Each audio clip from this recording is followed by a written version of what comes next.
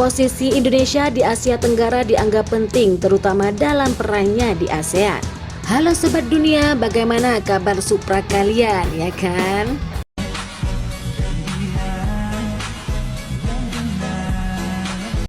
Oh my God! Wow! Hal ini disampaikan langsung oleh Duta Besar Jepang untuk ASEAN Masahiko Kia. Ia baru saja menyerahkan surat kepercayaan kepada Sekretaris Jenderal ASEAN Lim Job Hoi. Lebih lanjut ia mengatakan bahwa Indonesia memiliki peran yang penting di dunia global, misalnya ASEAN dan G20. Lantas bagaimanakah Indonesia di mata Jepang sehingga disebut akan hal menggemparkan itu? Mari sama-sama kita bahas lebih lanjut.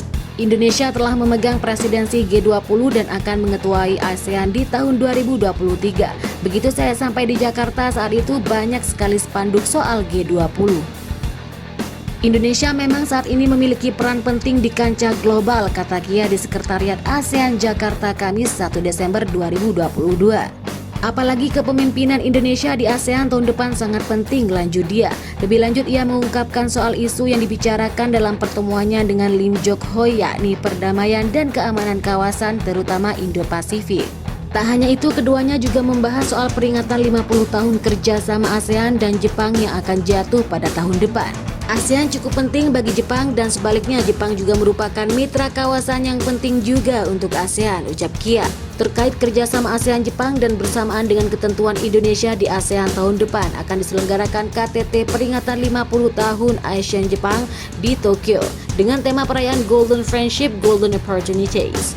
Dalam penyelenggaraan ASEAN-Jepang Ministerial Meeting di Phnom Penh, Kamboja, Agustus 2022 lalu, Menlu Indonesia Retno Marsudi menekankan bahwa Indonesia mengharapkan adanya kerjasama konkret yang saling menguntungkan dan inklusif di Indo-Pasifik dapat diutamakan dalam kemitraan ASEAN-Jepang di masa mendatang. Presiden Joko Widodo berpidato pada konferensi tingkat tinggi KTT ke-24 ASEAN-Jepang secara virtual dari Istana Kepresidenan Bogor, Rabu 27 Oktober 2021. Jokowi mendorong agar kerjasama dalam sektor infrastruktur antara ASEAN dengan Jepang terus berlanjut.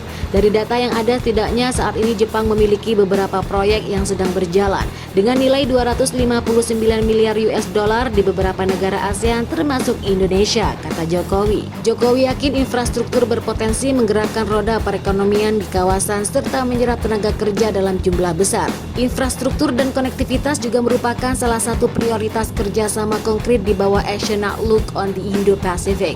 ASN Jepang memiliki pengalaman kerjasama yang cukup panjang dalam pembangunan infrastruktur. Pemerintah Jepang telah lama terlibat mendukung implementasi Master Plan on Asian Connectivity 4, ujarnya.